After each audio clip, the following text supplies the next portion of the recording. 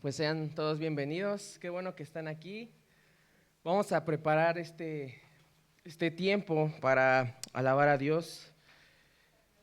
Eh, Quisiera que me acompañaran rápidamente. Vamos al libro de Deuteronomio. Yo recuerdo que he usado este versículo como 80 veces en mi vida para iniciar una reunión, pero siempre... eh,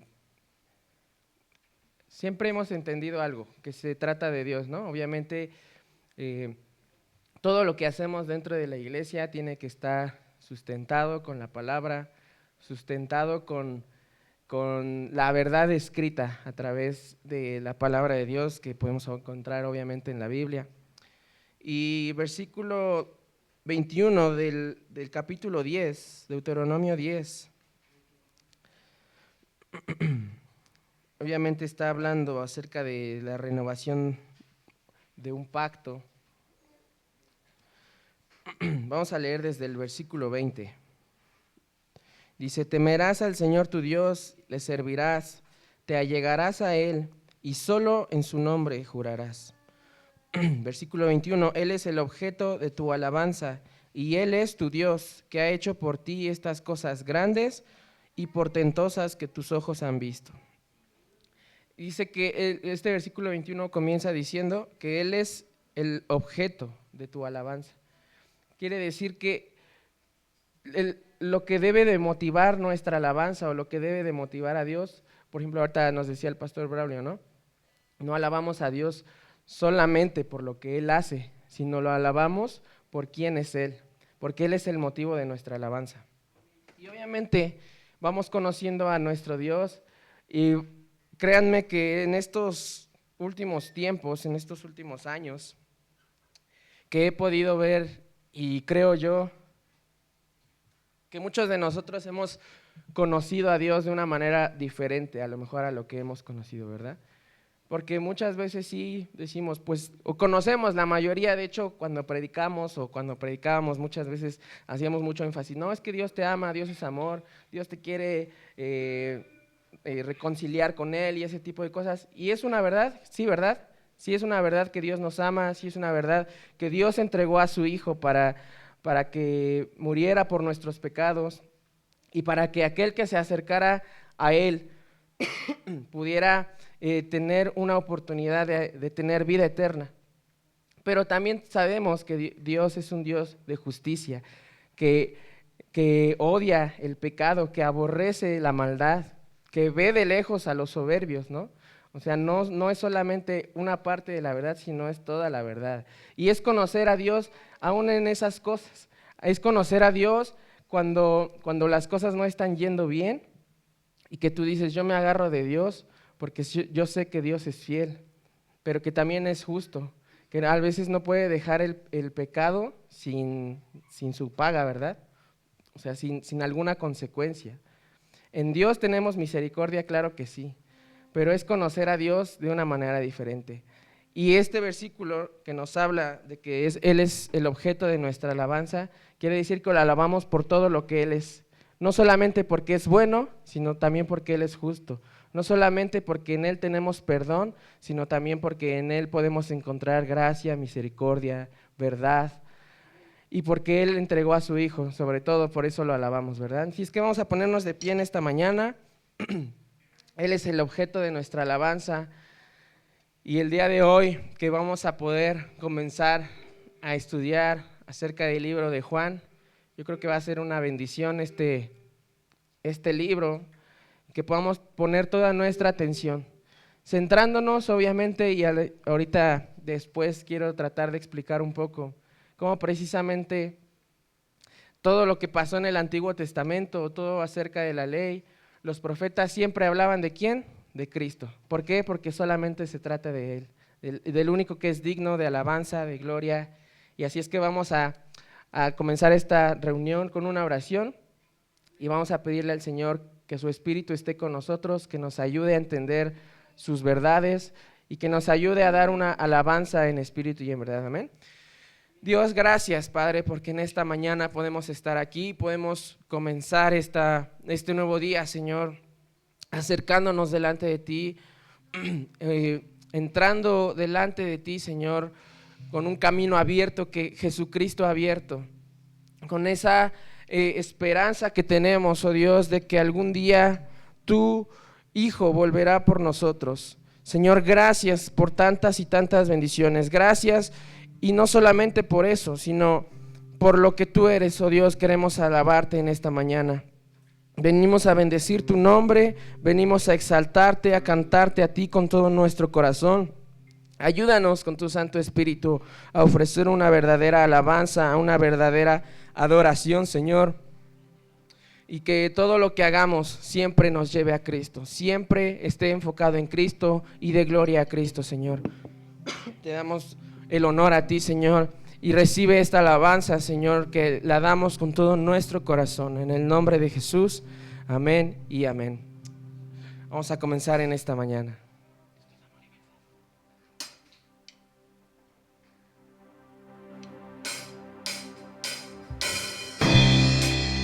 Te cantamos a ti, Señor.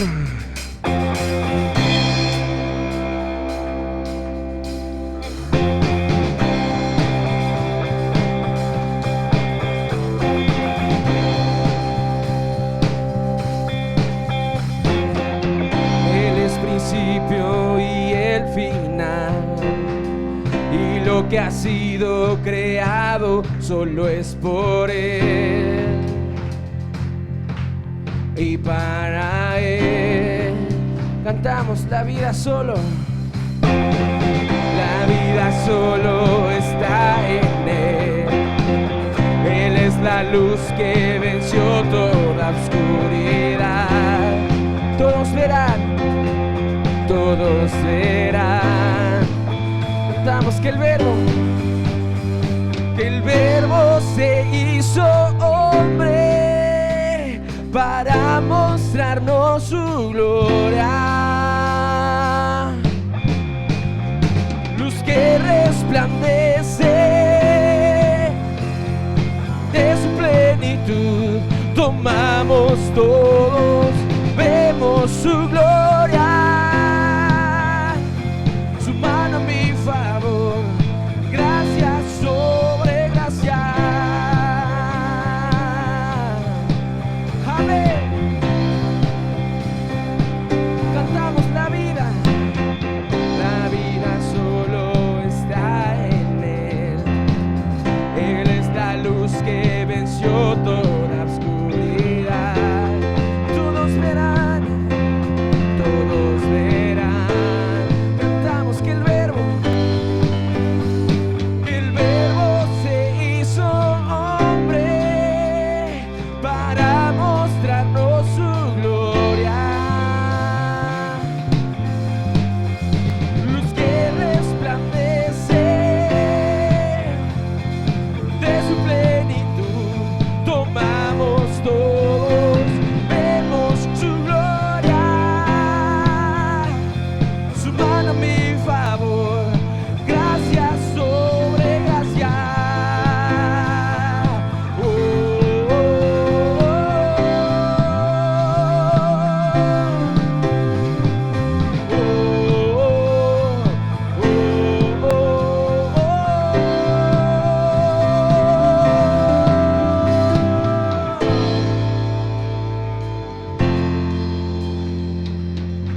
El verbo se hizo hombre, caminó entre nosotros, cumplió la ley y murió por nosotros.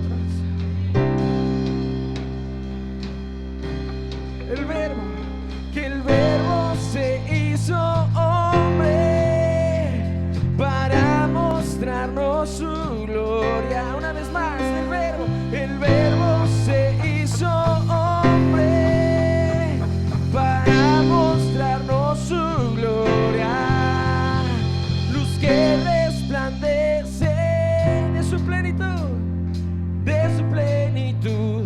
Tomamos todos,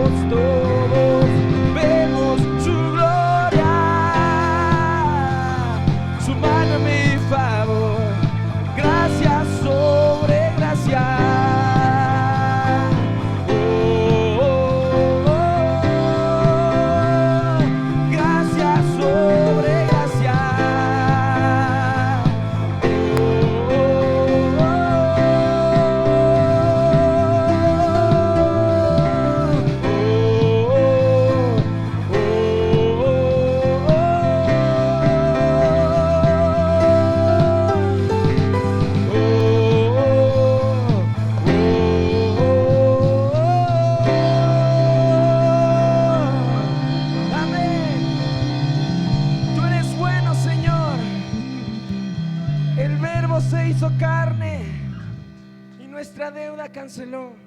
Él es digno de alabanza. Señor, en esta mañana queremos que tu palabra penetre en nuestros corazones. Así como todo fue creado por el poder de tu palabra, ese mismo poder, Señor, cree en nosotros un espíritu nuevo, un espíritu recto, para agradarte a ti solamente, Señor. Y de eso cantamos a ti en esta mañana.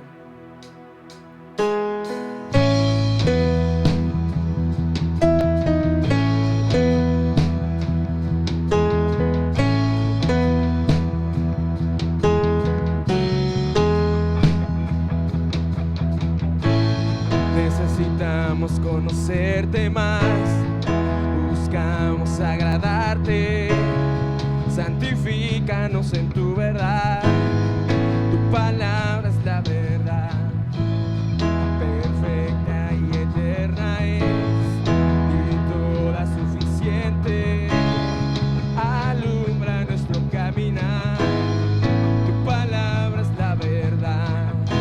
Cantamos. Enséñanos a obedecer tu voz, renueva nuestra mente y corazón para vivir en tus propósitos por tu palabra, oh Dios.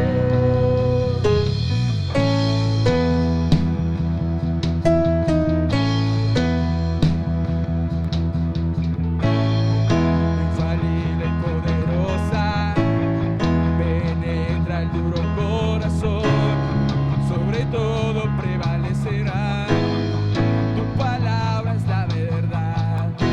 Decimos, enséñanos a obedecer tu voz, renueva nuestra mente y corazón para vivir en tus propósitos por tu palabra, oh Dios, y caminar en integridad, en todo tiempo hacer tu voluntad, al conocerte cada día más por tu palabra, oh Dios.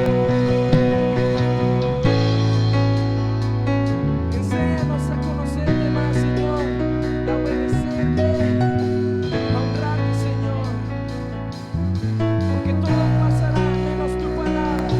Cielo y tierra desvanecerán, tu palabra prevalecerá, prevalecerá.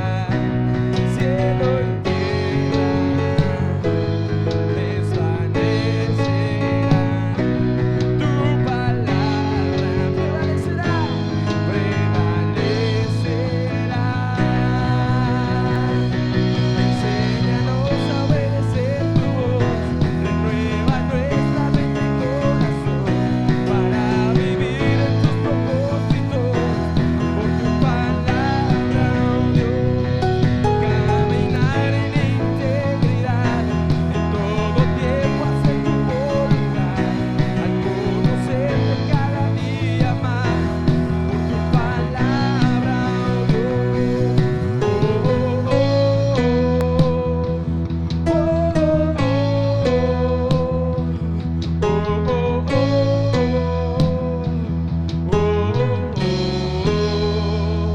Amén. Démosle un fuerte aplauso a nuestro Señor y Salvador. Gracias, Señor, porque solo es por tu palabra. Señor, tú desde un principio has establecido guardar tu palabra. Señor, con el poder de tu palabra todo ha sido creado. Y no hay nadie que se pueda comparar a ti en poder, en grandeza, en magnificencia, Señor. Te pedimos, oh Dios, que el poder de tu palabra transforme nuestros corazones. Como decía el salmista, Señor, crea en mí un espíritu nuevo. Pon en mí, oh Dios, un corazón recto delante de ti. Un corazón que te agrade, Señor. Un corazón que busque las cosas eternas. Y, Señor, que podamos entender que no hay nadie como tú.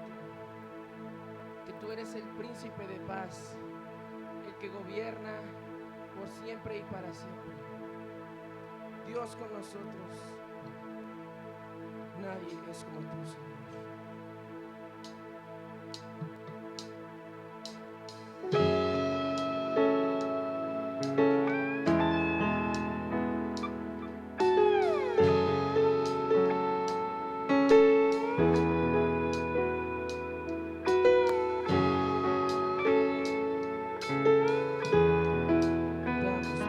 Damos, príncipe de paz, el único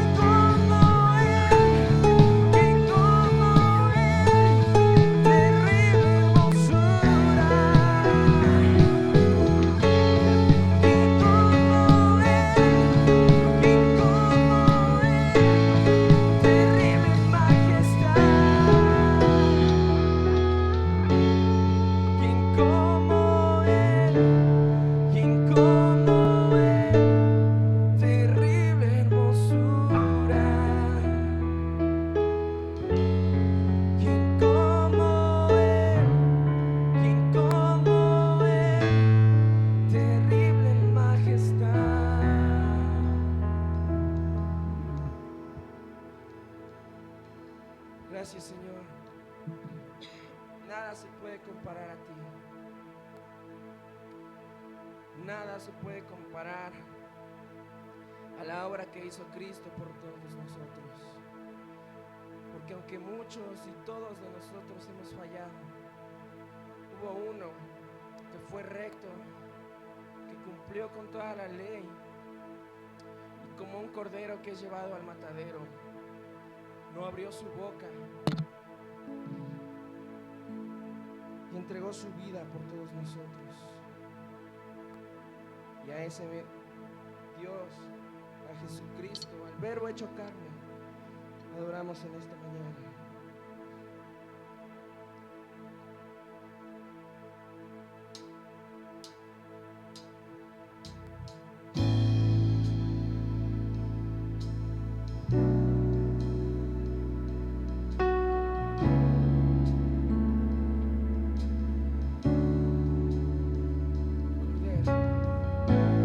Cordero y león, con poder y autoridad, en medio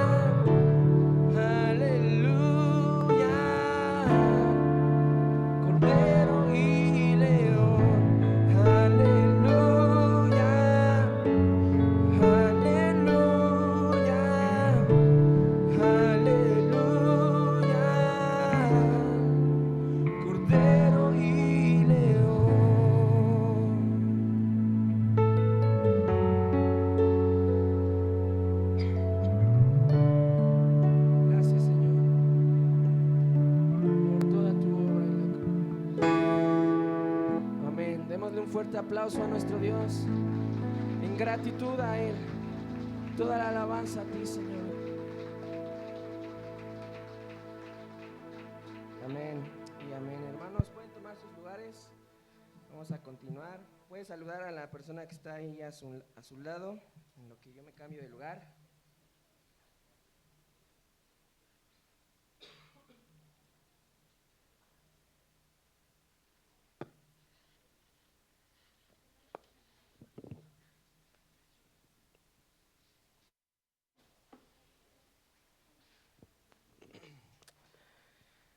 Sean todos bienvenidos, qué bueno que están aquí. Todos, es un gusto verlos a cada uno de ustedes. ¿Y cuántos de nosotros en días pasados hemos estado leyendo la Biblia? ¿Sí? ¿Todos? Bueno, no contesten, cada quien ahí con Dios, iba a decir con su conciencia, pero cada quien con Dios que sepa si miente, si lo está haciendo. Todos nos puede pasar que nos podemos atrasar, yo soy sincero, me he atrasado un poco, pero pues lo importante es seguir, ¿no? Y seguir y estar en búsqueda constante. Digo, tampoco es que me haya atrasado 3 meses, ¿verdad? Pero a lo que voy es de que esforcémonos por conocer cada día más a Dios. Y obviamente, como siempre lo hemos dicho, ¿cómo podemos conocer más a Dios? Obviamente, pues a través de su palabra.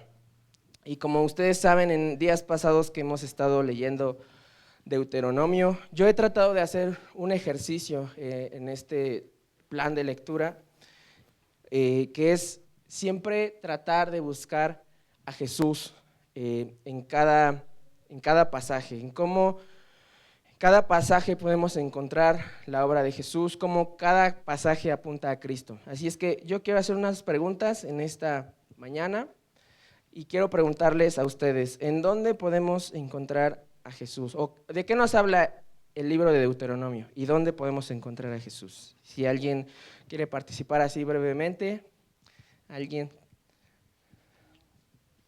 Sí, pero específicamente ¿en qué? Una o dos participaciones nomás.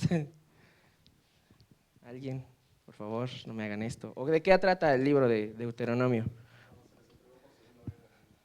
Sí, cuando se les entregó por segunda vez la ley. ¿Alguien más? Algo así sencillo. ¿De qué trata algún versículo que me digan? Acabamos de leer uno ahorita en la mañana para empezar. Ajá, así es. Eso es algo importante. Y, por ejemplo, en cuanto en ese aspecto, ¿cómo ellos iban a alcanzar la tierra prometida? ¿Cómo Dios les dijo a través de Moisés que iban a alcanzar la tierra prometida? ¿Qué les dijo que hicieran? Les dijo que guardaran su palabra, ¿no? Y ahora, ¿cómo podemos alcanzar la tierra prometida? ¿Cómo? A través de Cristo. ¿Obedeciendo qué? Sus mandamientos. Pero no solamente eso, porque a veces si pensamos que solamente por obedecer alcanzamos, estamos de repente cayendo en que es solo por obras.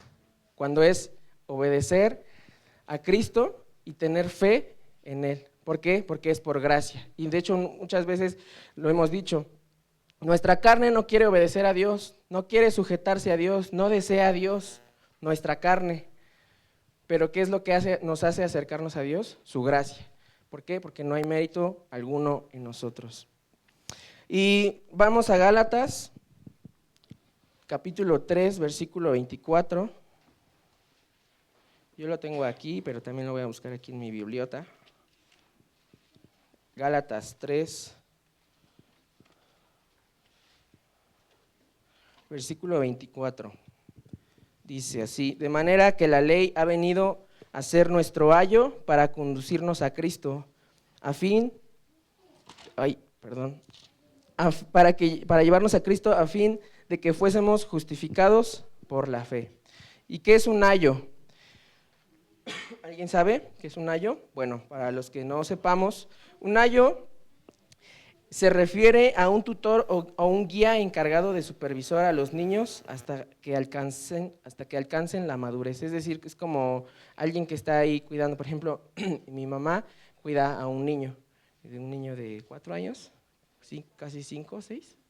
Bueno, casi, no, sí, casi 4. Sí. Bueno, y ella lo está cuidando. Así como esa ley para nosotros fue un ayo, ¿para qué? Para llevarnos a quién, a Cristo. Entonces la ley siempre nos lleva a Cristo. Por eso les decía y comenzaba este tiempo diciéndoles que todo lo que hagamos nos lleve a Cristo.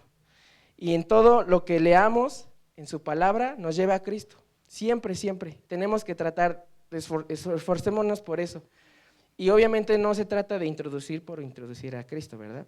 Pero a lo que me refiero es que siempre busquemos cómo ese pasaje nos lleva a Cristo. Y aquí yo tengo apuntados algunas cosas. Por ejemplo, ¿cómo eran las ofrendas en el Antiguo Testamento, específicamente en Deuteronomio? ¿Alguien recuerda qué se hacía? Porque Deuteronomio nos habla no solamente como leyes ceremoniales y ese tipo de cosas, o la ley de los 10 mandamientos. ¿Qué más nos habla el libro de Deuteronomio? Si se acuerdan, nos habla incluso de los falsos profetas. Desde el Antiguo Testamento Dios estaba advirtiendo acerca de los falsos profetas, y es algo que hasta el día de hoy sigue vigente. Pero por ejemplo, las ofrendas, ¿cómo eran? Vamos a Deuteronomio rápido, no voy a predicar obviamente, pero vamos a Deuteronomio capítulo 12, versículos 5 y 6. Les digo, no voy a predicar, pero quiero que hagamos este ejercicio. Capítulo 12, versículos 5 y 6. Dice, sino que buscaréis al Señor en el lugar en el que el Señor vuestro Dios escoja de todas vuestras tribus, para poner allí su nombre para su morada, y allí vendréis. Y allí traeréis vuestros holocaustos, vuestros sacrificios, vuestros diezmos, la contribución de vuestra mano, vuestras ofrendas votivas, vuestras ofrendas voluntarias, y el primogénito de vuestras vacas y de vuestras ovejas. O sea, en el lugar en el que Dios había establecido, ahí se tenía que llevar las ofrendas, los diezmos, todo ese tipo de cosas. Ahora, ¿nosotros tenemos que hacer todo eso? ¿Por qué? Porque Jesús es la ofrenda. Vamos rápidamente a Hebreos 10. Hebreos 10, 10. Ay, se me pasó.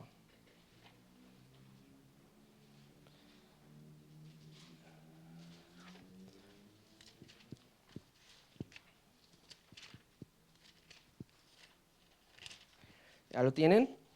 Espérenme que yo todavía no. Dice así, Hebreos 10, 10, voy a leer hasta el versículo 14. Dice, por esta voluntad hemos sido santificados mediante la ofrenda del cuerpo de Jesucristo ofrecida de una vez para siempre. Entonces, las ofrendas ya no son en especie, ya no son, o sea, ya no tenemos que traer ofrendas para redención de pecados y todo ese tipo de cosas para limpiarnos. ¿Por qué? Porque Cristo se ofreció como una ofrenda de una vez y para siempre. Ahora, las ofrendas que traemos aquí, no vaya a pensar usted que estoy diciendo que ya no vamos a dar ofrendas, ¿verdad? Nosotros las ofrendas, lo que damos, yo siempre digo, hay 2 cosas en la iglesia que damos por voluntad, que es la ofrenda y nuestro servicio. Y eso nadie nos lo tiene que imponer, nadie nos tiene que decir, oye, sí, es que tienes que venir a servir y es tu obligación. Y tampoco las ofrendas nadie nos tiene que decir, sí, es que tienes que dar, porque si no, Dios no te va a bendecir y estás maldito y ese tipo de cosas.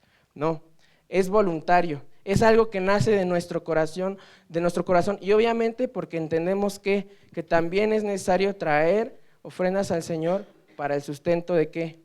De la iglesia, de los que trabajan para la iglesia, de lo que hacemos aquí también. ¿Se dan cuenta? Como hemos dicho, este lugar es un lugar prestado. Y yo, por ejemplo, en estos días que he estado aquí, me he dado cuenta, por ejemplo, en esta parte de aquí, pues obviamente hay humedad, hay telarañas, de repente, el otro día vine también a limpiar, traté de quitar un poco de telarañas, todo se desgasta. Por ejemplo, la puerta de los niños ya estaba manchada. ¿Por qué? Pues por la lluvia, porque está ahí expuesta a la intemperie, o sea, muchas cosas. Y todas esas ofrendas sirven para eso. No lo hacemos con el fin de decirles, ay, pues sí, aporten y solamente porque el pastor se va a quedar todo el dinero. No, o sea, lo hacemos porque estamos invirtiendo, estamos trabajando y vamos a seguir trabajando más. Primero Dios, vamos a seguir trabajando con la adquisición de un terreno. Así es de que yo quiero animarles a que siempre estemos con esto en mente. Yo cada que pueda tener la oportunidad les voy a decir, trabajemos para el Señor, trabajemos para su gloria y solamente centrémonos en Él y busquemos las cosas eternas, no solamente las cosas pasajeras. Amén. Y teniendo esto en mente, vamos a preparar una ofrenda delante de Dios.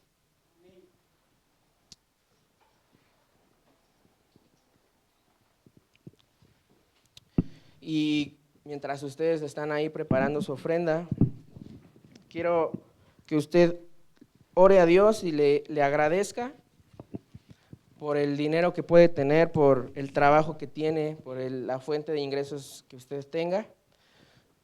Y yo quiero orar por ustedes también, pedirle a Dios, no porque yo tenga un lugar privilegiado, pero quiero pedirle a Dios por su vida y darle gracias también a Dios por su vida. Dios, en este día, en este momento, Señor, venimos delante de ti agradeciéndote y reconociendo, Dios, que todo lo que tenemos es por ti. Gracias por la sabiduría que nos das, por la fuerza que nos das para trabajar, por las habilidades que nos das, Señor, para desempeñar nuestros trabajos. Te pido, Dios, que nos ayudes a ser agradecidos, que nos ayudes también, oh Dios, a honrarte, a darte gloria en nuestros trabajos, en nuestros negocios.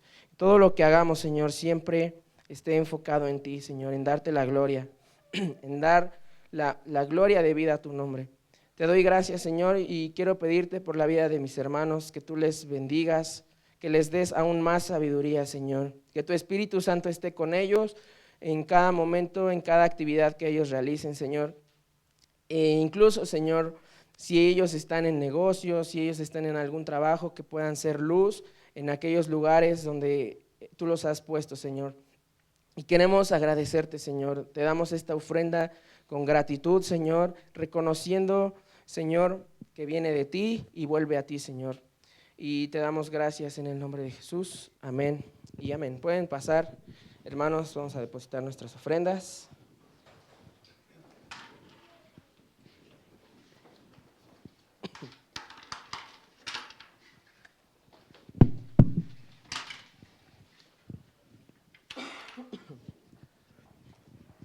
Mientras terminan de pasar, vamos a la lectura.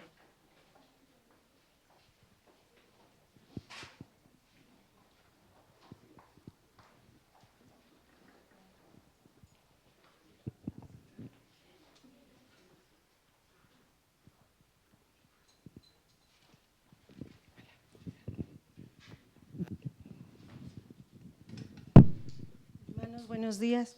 ¿Me acompañan, por favor, al Salmo 95?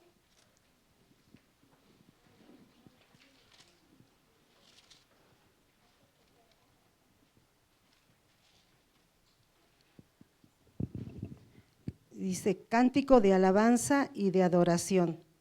Venid, aclamemos alegremente a Jehová, cantemos con júbilo a la roca de nuestra salvación. Lleguemos ante su presencia con alabanza, aclamémosle con cánticos, porque Jehová es Dios grande y Rey grande sobre todos los dioses, porque en su mano están las profundidades de la tierra y las alturas de los montes son suyas. Suyo también el mar, pues él lo hizo, y sus manos formaron la tierra seca.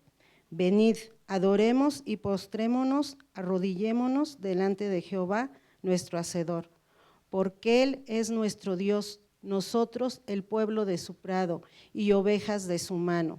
Si oyereis hoy su voz, no endurezcáis vuestro corazón como en Meriba, como en el día de Masá, en el desierto, donde me tentaron vuestros padres, me probaron y vieron mis obras.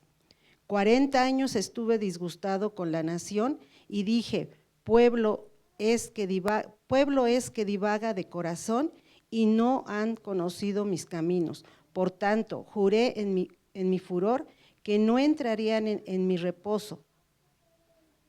Sí, gracias. Damos paso a la palabra.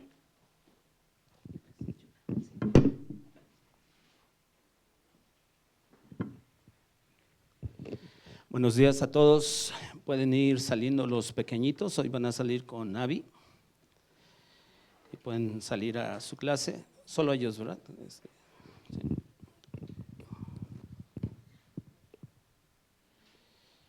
Y vaya buscando el Evangelio de Juan, por favor.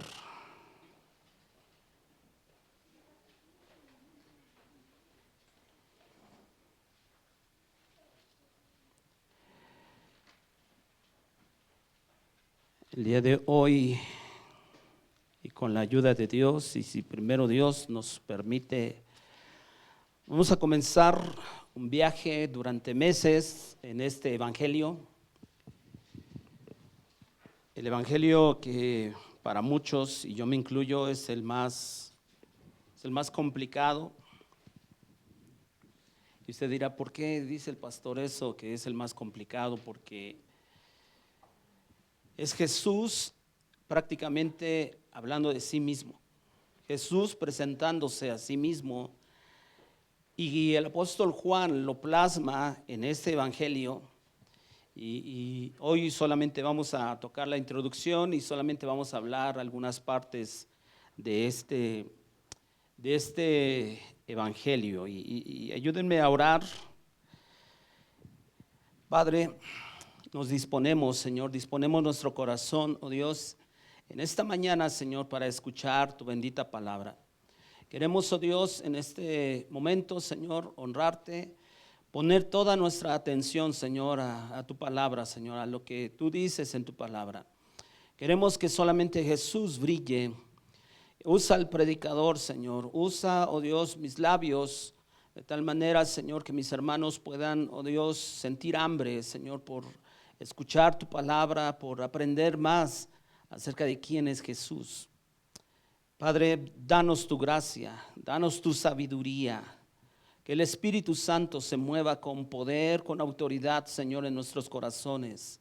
Nos hable y en este momento permite, oh Dios, que el Espíritu Santo glorifique a Jesús, Señor, a través de este tiempo. Queremos, oh Dios, y anhelamos conocer más acerca de nuestro Señor y de nuestro gran Dios Jesucristo, a quien sea la honra y la gloria por siempre, en el nombre de Jesús. Amén y amén. Y bueno, pues solamente recordarle y apague su celular o póngalo en modo vibrador. De verdad se lo pido encarecidamente. No quisiera escuchar un celular a la mitad de la enseñanza.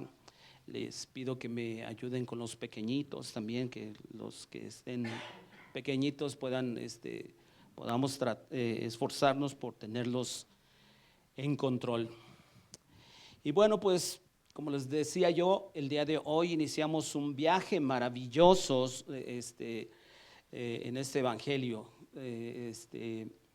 Son meses que vamos a estudiar este evangelio.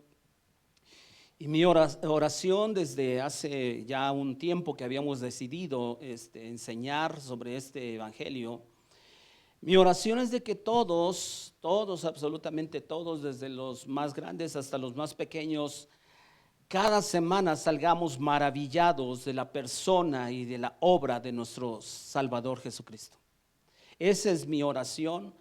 Y créanme en lo particular, y yo creo y espero que también los que predican aquí podamos esforzarnos, porque es un desafío. Y casi siempre yo recuerdo que a las personas que recién hacían una oración para recibir a Jesús, casi siempre les recomendábamos: oye, lee el Evangelio de Juan.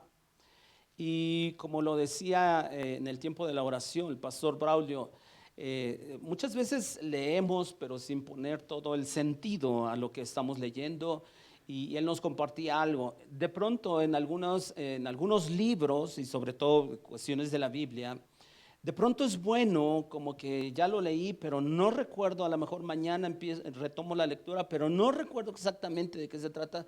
Bueno, pues regresémonos un poquito. Y él decía, yo me regreso un poquito, unas páginas, tal vez hasta un capítulo, para volver a entender y realmente sacarle provecho. Y el Evangelio de Juan realmente eso es de lo que se trata. Porque créanme, hay autores que he consultado durante este tiempo, dicen realmente este es el evangelio más maravilloso, más extraordinario. Pero el desafío es de que precisamente como es el evangelio más teológico, ese es el desafío. Y entonces incluso yo le he pedido a Marco, a Braulio, que me ayudan aquí y ellos también nos enseñan de la palabra de Dios. El desafío es de que esas verdades teológicas, el desafío es explicarlas de una manera sencilla. Y no es fácil, hermanos, pero yo espero de verdad que cada semana salgamos más y más maravillados por la persona de Jesucristo y sus palabras. Y bueno, pues vamos a comenzar. Obviamente el autor es el apóstol Juan. Y este evangelio muy probablemente fue escrito desde Éfeso. Recordemos que la tradición dice, o bueno, dice que Juan, probablemente el apóstol Juan, estuvo un tiempo pastoreando en Éfeso. Y este evangelio está centrado en Jesucristo y sus palabras. De hecho, no tanto en los hechos milagrosos. Marcos, por ejemplo, el Evangelio de Marcos hace un énfasis en los hechos de Jesús. Juan no. Juan hace un énfasis en lo que Jesús dijo. Y lo que Jesús enseñó está ligado con lo que Él es. Si usted recuerda, en el Evangelio de Juan está registrado las palabras de Jesús que dijo, yo soy la puerta. Él también dijo, yo soy el camino, la verdad y la vida. Yo soy la resurrección y la vida. Yo soy la vid verdadera. Yo soy el pan de vida. Yo soy la luz del mundo. Yo soy el buen pastor. Y entonces es Jesús hablando de Él mismo, presentándose ante el mundo. Y si algo vamos a aprender realmente durante todos estos meses es quién es Jesús. Ahora, yo sé que de algún modo todos podríamos decir, bueno, sí, Jesús es el Hijo de Dios, Jesús es la segunda persona de la Trinidad, Jesús entregó su vida, Jesús hizo milagros, pero directamente aprenderemos quién es Jesús por lo que Él dijo. Y mayormente es aceptado que fue escrito entre el año 80 y 95, aunque algunos difieren, pero no me quiero meter en esa cuestión. De hecho, muchos estudiosos creen que fue el primer escrito del apóstol Juan. Recordemos que Juan, el apóstol, también escribió 3 cartas y también el libro de Apocalipsis. Y cuando escribe Juan este evangelio, muy probablemente los otros 3 evangelios ya se habían escrito, o sea, el evangelio de Mateo, el evangelio de Marcos y el evangelio de Lucas. Y de hecho, cuando nosotros analizamos con detenimiento, son escritos de diferente manera porque tienen una audiencia diferente, está dirigido hacia un público diferente. Ahora, es importante considerar que este evangelio fue escrito por el discípulo, muy probablemente podemos considerar el discípulo más cercano a Jesús. ¿Se acuerdan que Jesús, estando aquí, llama a 12, que son considerados discípulos, pero dentro de esos 12 tenía un círculo más cercano? ¿Se acuerdan? Eran 3. ¿Quién formaba ese círculo más cercano? Pedro, Juan y ¿quién? No, Marcos no fue discípulo de Jesús. El hermano de Juan, Jacobo. Jacobo. De hecho, ellos 3 fueron los que, ¿se acuerda que Jesús ora en el huerto de Getsemaní y les dice a los discípulos, vamos a orar? Y a esos 3 los toma aparte. Esos tres, de hecho, ese discípulo, Juan, que de hecho cuando usted busca, si habla de sí mismo, Juan, él no se refiere a sí mismo. Él se refiere a sí mismo como el discípulo amado. Y él es el que precisamente se recostaba sobre el pecho de Jesús. También es el que permaneció al pie de la cruz después de que fue crucificado. ¿Se acuerdan? Y entonces el testimonio que da la persona más cercana a Jesús o a Dios hecho hombre, a Jesús, es Juan. Y entonces lo que él cuenta, y de hecho hace una expresión que lo vamos a leer un poquito más adelante, es precisamente, es él el que da testimonio. Y usted y yo vamos, o sea, cuando de pronto nos dice alguien, oye, ¿qué crees que pasó? Pasó esto y esto y esto más. Y usted confía en esa persona, ¿por qué? Porque cuando le dice, ¿qué crees? Yo estuve ahí.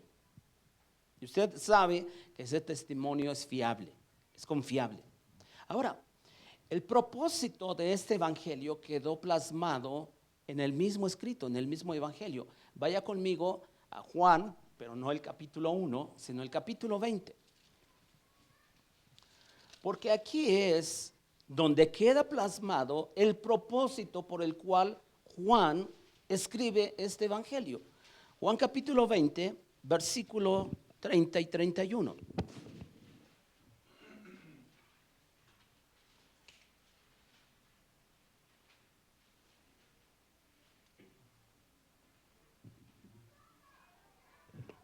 Dice, hizo además Jesús muchas otras señales en presencia de sus discípulos, las cuales no están escritas en este libro, pero estas se han escrito para que crean que Jesús es el Cristo, el Hijo de Dios, y para que creyendo tengan vida en su nombre.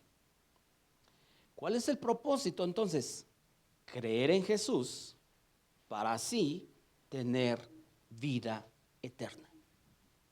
Y si usted se da cuenta es sencillo. O sea, Juan dice, yo todo lo que escribí, dice, pero tengo que hacer una aclaración.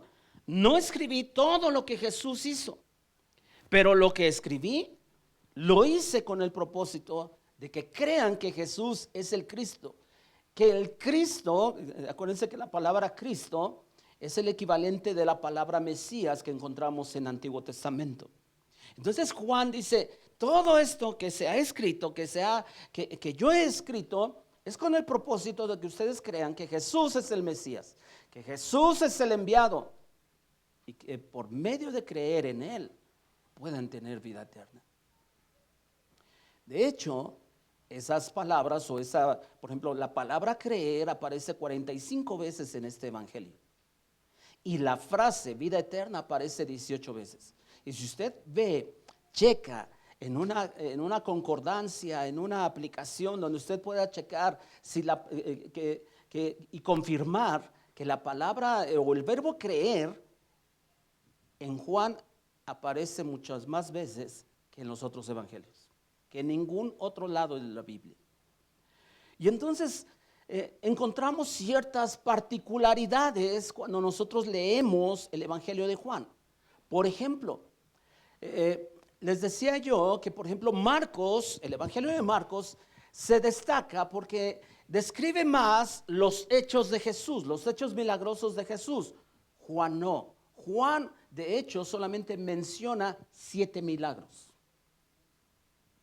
Y el propósito es, yo menciono, o sea, Juan está en su mente y obviamente guiado por el Espíritu Santo, es de que él escribe solamente de esos 7 milagros con el propósito de dar testimonio. Yo estuve ahí, pero el propósito de dar testimonio de que yo estuve ahí es de que todos crean en Jesús y así puedan tener vida eterna.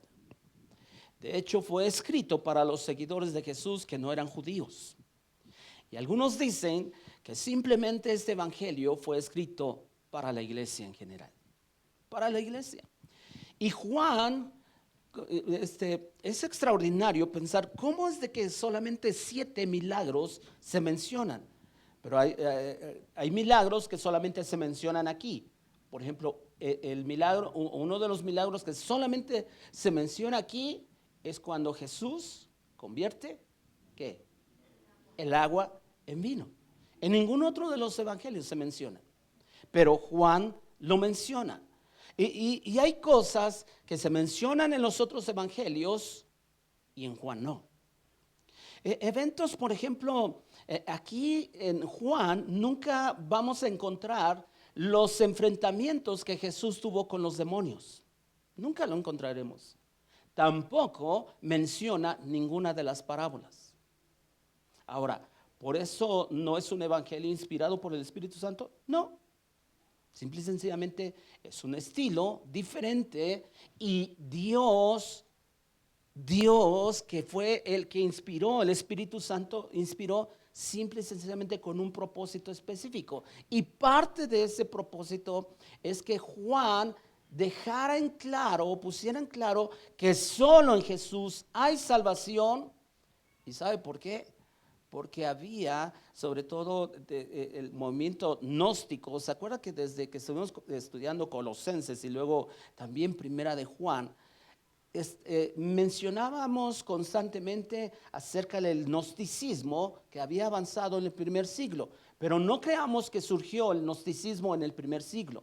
Tiene antecedentes años atrás, es más, siglos atrás del nacimiento de Jesús. El gnosticismo afirmaba que la materia es esencialmente mala y el espíritu bueno. De ahí que los gnósticos afirmaban que Dios no podía tocar la materia, y por eso es por lo que los gnósticos negaban que Dios había creado al mundo. Pero aún mucho más, según este pensamiento, Dios nunca podría tomar forma humana. Ahora, cuando nosotros pensamos que el movimiento gnóstico había crecido con ese tipo de argumentos, Dios no creó el mundo, Dios, o sea, no pudo tomar una forma o un cuerpo humano. ¿Qué es lo primero que encontramos en el Evangelio de Juan? ¿Qué dice Juan 1:1? En el principio era el verbo, y el verbo era con Dios, y el verbo era Dios. Lo primero que Juan establece es hacia la iglesia, hacia los seguidores de Jesús, es: no crean lo que está predominando en el pensamiento del mundo. Porque ese Dios eterno vino y se hizo carne. De hecho, vayamos a Juan capítulo 1, porque Juan claramente en los primeros 3 versículos nos habla acerca de esto. Dice: en el principio era el verbo, y el verbo era con Dios, y el verbo era Dios. Este era en el principio con Dios.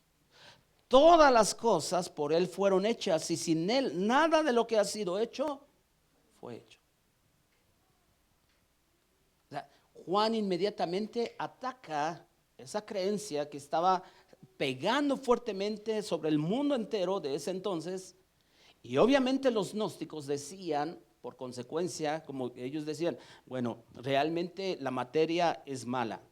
Solo el interior, solo el espíritu es bueno. Y obviamente los gnósticos decían: Jesús no es Dios. Sino, ¿sabe qué es lo que ellos creían, los gnósticos? Que más bien Jesús era un tipo fantasma. Un tipo fantasma. Pero no era de carne y hueso. Y notemos lo siguiente: los escritos de los apóstoles combatieron mucho esa creencia. O sea, eso que estaba atacando. Y tristemente, ¿sabe qué? Y lo mencionaba el miércoles en la enseñanza que tuvimos. Hay creo yo, dos herejías que siguen siendo atacadas y en nuestros días siguen propagándose en el mundo, pero también atacando a la iglesia. ¿Cuál? la doctrina de la Trinidad y la doctrina de la deidad de Jesús. Esas dos herejías siguen atacando una y otra vez. Y tristemente en nuestros días, la mayoría de los libros cristianos que se escriben son de motivación, de superación personal. Cuentan fantasías, supuestamente enseñan principios de cómo hacer crecer la iglesia, cómo tú puedes ser alguien de éxito, cómo si tú crees, te visualizas y puedes llegar a cumplir tus metas. Pero el evangelio es mucho más que eso. Y el evangelio lo tenemos que defender en contra de todo esto. Pero los gnósticos decían que a lo más Jesús, vuelvo a repetir, ellos decían, era un tipo fantasma, pero a lo más Jesús era un hombre, o sea, algunos decían, era un hombre que vino, en el cual vino el Espíritu de Dios en su bautismo y que estuvo con él durante toda su vida y por eso hacía milagros, pero que el Espíritu Santo lo abandonó antes de ser crucificado.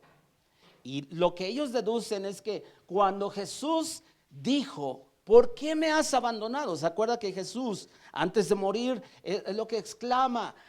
¿Por qué, Dios mío, por qué me has abandonado? Los gnósticos decían que se refería a que el Espíritu de Dios o el Espíritu Santo ya no estaba con él en ese momento. Ahora, ¿cuántos saben que lo que ellos sostenían es una vil mentira? ¿Sí? Algunos se quedan, no, pues quién sabe. Pero, entonces las herejías gnósticas se presentaban de dos formas. Número uno, Jesús no es divino. Pero otros decían, y completaban esto, Jesús no era humano, sino un fantasma. Pregunta, cuando Jesús estuvo aquí en la tierra, ¿era humano, sí o no? ¿Era Dios, sí o no? Sí. Yo espero que usted no le quede ninguna duda, pero tan solo vamos a ver algunos pasajes solo en el Evangelio de Juan para confirmar esto. Y le voy a decir, esta es una verdad fundamental en el cristianismo. Si alguien niega que Jesús cuando estuvo aquí en la tierra era Dios, esa es una herejía. Vayamos a Juan capítulo 4 versículo 6, porque vamos a ver la plena humanidad de Jesús. Juan 4, 6. Y estaba allí el pozo de Jacob. Entonces Jesús, ¿qué? Cansado del camino. Cansado del camino, se sentó y así junto al pozo era como la hora sexta. ¿Por qué se cansó? Porque era humano. ¿Cierto o no? Juan capítulo 11, versículo 33. Juan 11, 33.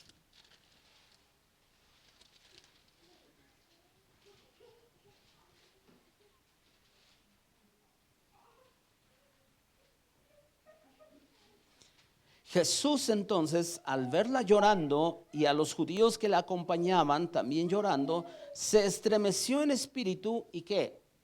Y se conmovió. Y dijo, ¿dónde le pusieron? Y le dijeron, Señor, ven y ve. Es el pasaje donde muere Lázaro. ¿Y qué dice el versículo 35? Jesús lloró. ¿Por qué lloró? Porque se entristeció. ¿Por qué? Porque era humano, plenamente humano. Juan capítulo 19, versículo 28.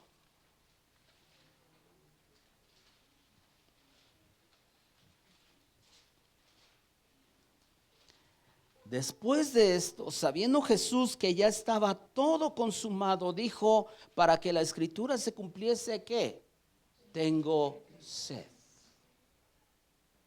Y ojo, hermanos, vuelvo a repetir, esto es fundamental dentro de lo que nosotros creemos. ¿Por qué? Porque algunos que se creen muy inteligentes dicen y deducen, si Jesús estuviera o anduvo como Dios aquí, ¿por qué se cansó? ¿Por qué tuvo hambre?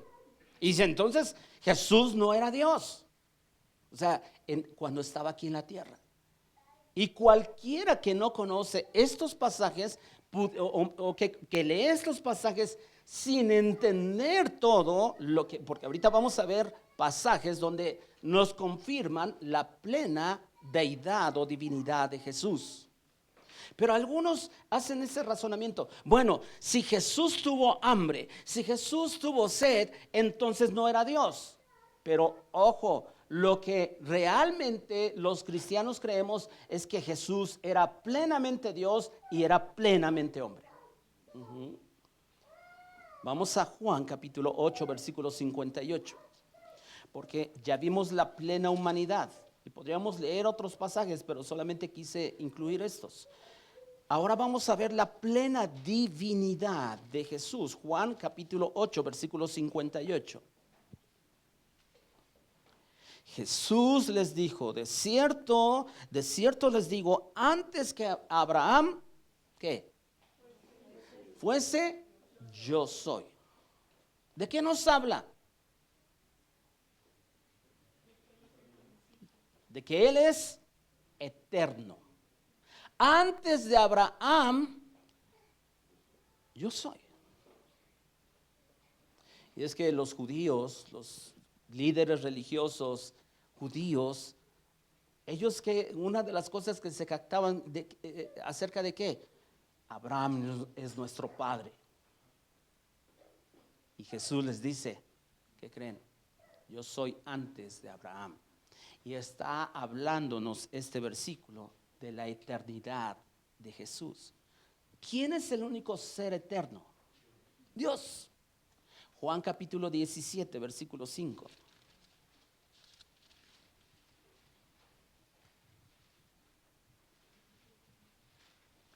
Ahora pues, Padre, glorifícame tú al lado tuyo con aquella gloria que tuve contigo antes que el mundo fuese. ¿De qué nos está hablando? Igual de la eternidad de Jesús. Juan capítulo 2, versículo 24. Y vuelvo a repetir, no quise incluir todos los versículos, pero le aconsejo que lea el Evangelio de Juan con toda calma, con todo detenimiento. Pero vea lo que dice el versículo 24 y 25. Pero Jesús mismo no se fiaba de ellos. ¿Por qué?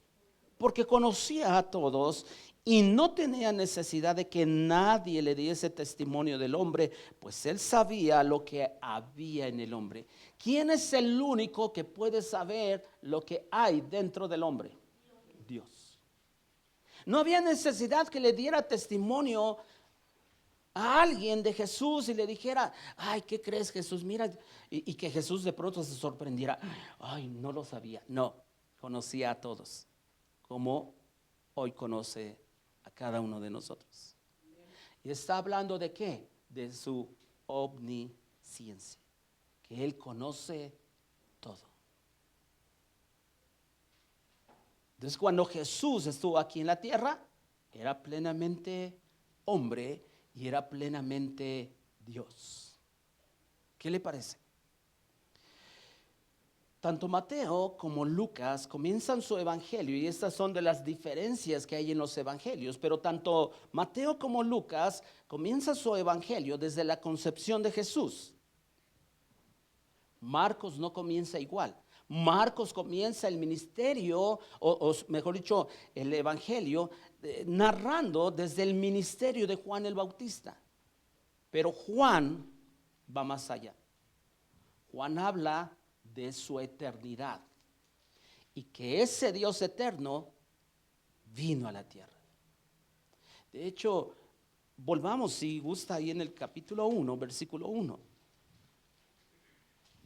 Porque encontramos una frase al inicio. Dice, en el principio. ¿A qué se está refiriendo Juan con esa frase en el principio?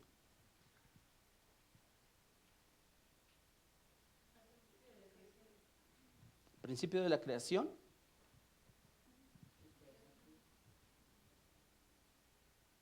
¿Qué dicen? Piensen un poquito. Este versículo es muy conocido y muchos de nosotros a lo mejor si no nos lo sabemos de memoria, lo hemos escuchado muchas veces. Pero ¿a qué se refiere esa frase en el principio? ¿Se refiere al principio de la creación? No. Antes de la creación.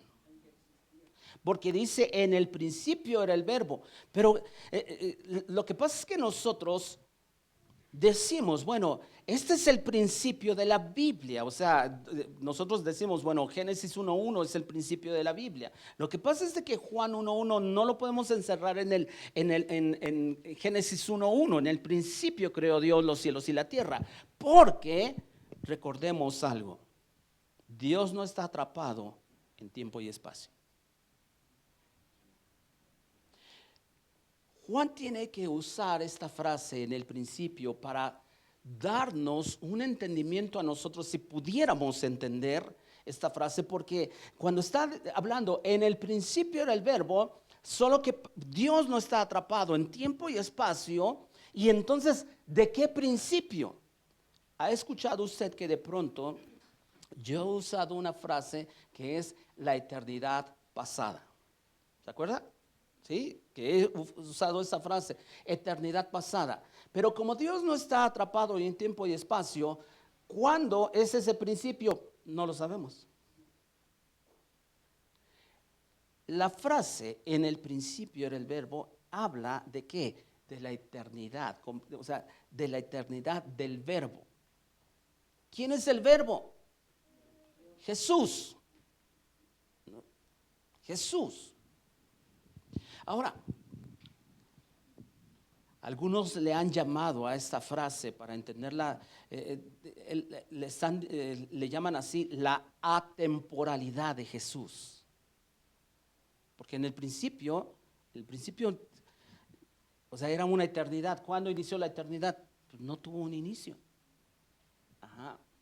Ahora, algunos autores han referido este versículo y le han llamado así la prehistoria de Jesús. Yo no sé si el término esté bien usado, pero le han llamado así la prehistoria de Jesús para referirse precisamente a su divinidad.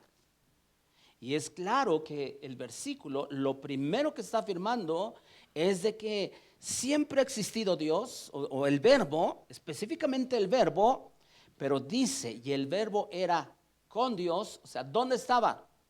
Con Dios Padre, y el verbo está afirmando, era Dios. La palabra verbo en el idioma original se puede traducir como palabra. De hecho, algunas versiones modernas lo traducen como palabra. O sea, la palabra está, o sea, siempre ha existido. O sea, el verbo siempre ha existido. Y yo no sé si nosotros podamos reflexionar lo siguiente, pero el verbo siempre ha existido. Jesús de Nazaret, hubo un tiempo que no existió. ¿Sí me explicó? Jesús de Nazaret, hubo un tiempo que no existió. O sea, la humanidad. ¿Sí me explicó? Pero ese verbo se hizo carne. Vea el versículo 14. Y aquel verbo fue hecho carne y habitó entre nosotros y vimos su gloria, gloria como del unigénito del Padre, lleno de gracia y de verdad. Esa palabra verbo, que en griego es la palabra logos, significa palabra. Ahora, este término es muy importante, hermanos. ¿Por qué? En las escrituras hebreas, el verbo, o sea, la palabra, era un agente de creación. O sea, los hebreos entendían muy bien este término. ¿Por qué? Vaya conmigo a Salmos capítulo 33, versículo 6. O sea, cada vez que en las escrituras hebreas encontraban ahora sí que la palabra, ellos lo ligaban inmediatamente a la creación. Salmos capítulo 33, versículo 6. Dice así: por la palabra de Jehová fueron hechos los cielos, y todo el ejército de ellos por el aliento de su boca. ¿Se da usted cuenta? Palabra y fueron hechos. Porque los hebreos entendían y ligaban en automático cuando encontraban en las escrituras de ellos, ligaban palabra, creación de Dios. Y de hecho lo afirmamos la carta a los hebreos, Hebreos capítulo 11, versículo 3. Hebreos capítulo 11, versículo 3. ¿Lo tiene? Y si no, véalo en la pantalla. Dice, por la fe entendemos haber sido constituido el universo. ¿Por qué? Por la palabra de Dios. Porque los hebreos ligaban siempre palabra con creación. Y qué curioso, por llamarlo así, que este versículo lo encontramos en la carta ¿a quién? A los hebreos. Si están aquí o los veo medio, los noto perdidos o trato de encontrar otras palabras porque algunos de ustedes siento que como que no me están. En la filosofía griega, el verbo era el principio de la razón que gobernaba al mundo o el pensamiento que estaba aún en la mente. Mientras que en el pensamiento hebreo, el verbo era otra manera de referirse a Dios. La palabra verbo era otra manera para referirse a Dios. Y cuando Juan escribe que el verbo era Dios, eso chocaba con el pensamiento judío. Y prácticamente para los judíos era una blasfemia. Mientras que para los griegos, que el verbo se hiciera carne, eso era algo impensable. O sea, Juan está estableciendo desde el principio de su evangelio una verdad que iba a chocar en dos culturas diferentes, en la hebrea y en la griega. Pero ¿cuántos saben que la verdad por sobre todas las cosas es la palabra de Dios? No importando la cultura, no importando absolutamente nada. Juan, usado y guiado por el Espíritu Santo, él establece desde el principio del evangelio esta verdad, que iba a chocar con el pensamiento de estas culturas. Pero Juan 1:1, con la primera frase que encontramos en el principio, va a ligar sin duda o va a vincular con lo que encontramos en Génesis 1:1. ¿Qué dice Génesis 1:1? En el principio. Solo que Génesis 1:1 sí es el principio de la creación. En el principio creó Dios los cielos y la tierra. Pero Juan, él no se va a referir al principio de Génesis 1:1, aunque lo liga de algún modo. El Logos es igual en poder, en autoridad al Padre. Y en realidad esta afirmación de Juan la va a demostrar durante todo su evangelio, que Jesús era Dios. Vino a esta tierra en forma de siervo. ¿Qué es lo que dice Filipenses capítulo 2? ¿Se acuerdan? ¿Se acuerdan? Aunque digan que no, entonces vamos allá, Filipenses capítulo 2. Hermanos, cuando yo les pregunto, me gusta que me respondan, porque si no lo saben, pues total, lo leemos. O sea, los quiero llevar de la mano a entender esto. Juan capítulo 2, versículo 5. Porque hay algunos a lo mejor que, ¿quién sabe qué está explicando el pastor? Ahora, la verdad, hermanos, esto es algo que ustedes ya deben de saber. Juan capítulo 2, versículo 5. Haya pues en ustedes este sentir que hubo también en Cristo Jesús, el cual siendo en forma de Dios, no estimó el ser igual a Dios como cosa a que aferrarse, sino que se despojó a sí mismo, tomando forma de siervo, hecho semejante a los hombres, y estando en la condición de hombre, se humilló a sí mismo, haciéndose obediente hasta la muerte y muerte de cruz. Pablo, ¿qué está diciendo? Jesús era Dios y vino en forma de siervo. Vivió de una manera perfecta ante el Padre. Fue condenado de una manera injusta. ¿Está usted de acuerdo? Que fue condenado de una manera injusta. Fue tratado como el más vil, criminal. Fue muerto de la manera más cruel. Pero ¿qué pasó después? Resucitó al tercer día. Y tomemos en cuenta, hermanos, que estaremos por meses hablando del que partió la historia en dos. En un antes y en un después de Cristo. Que hoy en los últimos tiempos, si usted se da cuenta, cuando uno anotaba o cuando alguien escribía, no necesariamente cristiano, escribía algo para referirse a algún dato dentro de la historia, siempre decían 1500 después de Cristo, 1500 antes de Cristo. Hoy hay una tendencia en el que ya ni siquiera esa referencia la toman. Pero ¿saben qué? Esa es una verdad, es el único personaje en toda la historia que partió en dos la historia. Hay un antes y un después de Cristo. No hay un antes y después de Mahoma, no hay un antes y después de Buda, no hay un antes después de un científico. Nadie. Y vamos a hablar por meses de ese ser maravilloso.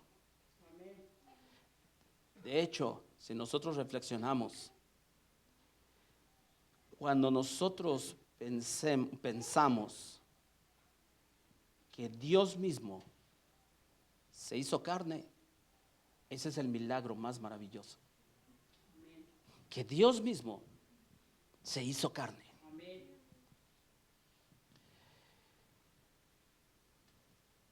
Hablaremos durante meses del ser más maravilloso que ha pisado esta tierra.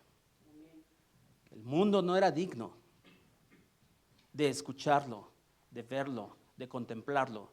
Y yo no sé si usted y yo realmente entendemos esto que le estoy diciendo. Porque cuando de pronto vemos nosotros en los evangelios que en una ocasión dice uno de los evangelios que Jesús estaba preocupado por la gente y le dice a sus discípulos: me preocupa la gente porque han estado 3 días conmigo. Yo no sé cuántos de nosotros pudiéramos tratar de poner en nuestra mente 3 días escuchando al Maestro, escuchando directamente hablar a Jesús.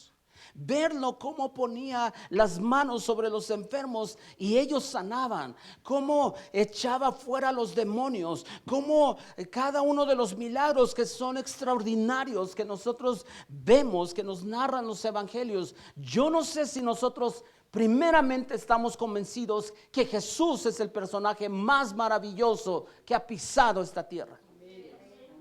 Pero yo espero que sí. Y si no, mi oración es de que realmente, como les decía yo, mi oración es para que realmente salgamos cada semana más y más maravillados por la persona de Jesús y su mensaje. Estaremos entonces hablando durante varios meses de esa persona maravillosa que no necesita presentación, que nació en un humilde pesebre en Belén, que es el centro de este libro que nosotros cada semana y cada vez que compartimos les decimos: Jesús es el centro de este libro. Este libro que fue inspirado por su Padre, fue inspirado por el Espíritu Santo, es el personaje más extraordinario de toda la historia. Y que Él es el personaje de este libro, que es el libro más vendido en toda la historia. Él es el personaje principal. En una ocasión alimentó a 5,000 personas con solo 2 peces y 5 panes. Podríamos enumerar muchos milagros que Él hizo. Caminó sobre el agua sin ningún efecto especial, sin ningún truco de cámara. Convirtió el agua en vino. Su nombre es Rey de Reyes, Señor de Señores. Él es el gobernante del universo. Él es el Alfa y el Omega. Él es el principio y el fin. Él es el príncipe de paz, Él es admirable, Él es consejero, Dios fuerte, Padre eterno, Emmanuel, Dios con nosotros. Y yo le voy a invitar a algo, hermanos. Vamos a ponernos de pie. Y yo creo que hoy podemos empezar a reconocer la grandeza del Dios que tenemos. ¿Sabe por qué? Porque su nombre es sobre todo nombre. Solo en Él hay salvación. Y dijo que un día volverá por nosotros.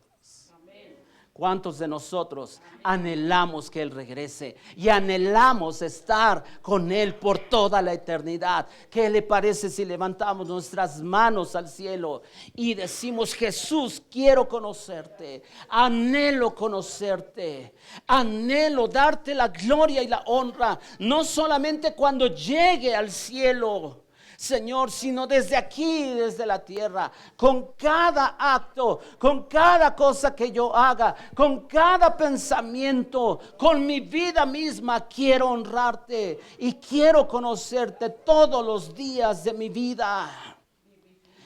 Yo sé que tú prometiste que un día regresarás por tu iglesia y yo anhelo tu regreso. Yo anhelo tu regreso. Tu palabra promete que todo ojo te verá. Ese día todos sabremos quién es el que descenderá del cielo. Todo mundo sabremos. Aún los impíos, aún los ateos, aún los que nunca creyeron en ti, sabrán que estarán viendo a aquel que es digno de recibir honra y gloria. A Jesucristo sea la gloria, la honra, el poder, el imperio por los siglos de los siglos. Y a ese Dios queremos conocer a Jesús. Queremos conocer a Jesús.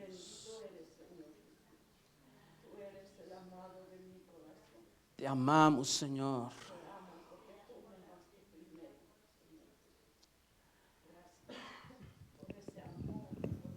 Te amamos, Jesús.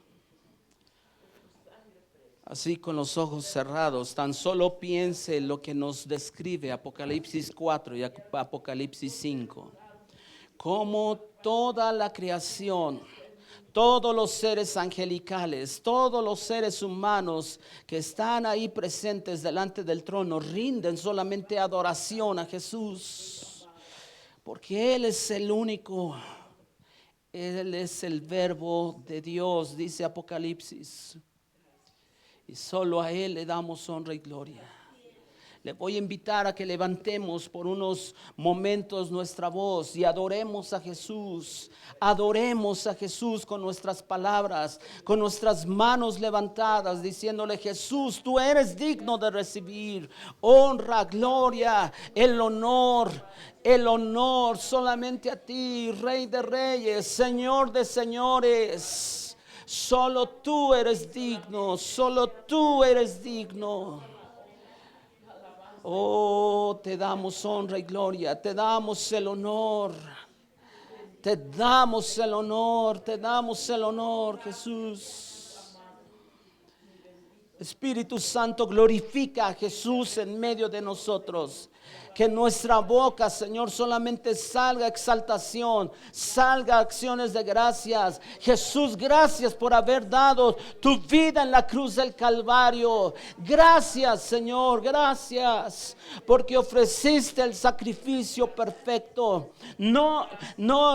Nuestra maldad ha sido tan grande, fue tan grande, Señor, que ni siquiera llevando ofrendas una y otra vez para perdón de pecados no era suficiente, pero Jesús ofreció un sacrificio perfecto y a Él sea la gloria y la honra por siempre.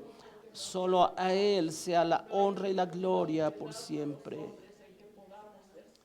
Te damos el honor y te damos la gloria.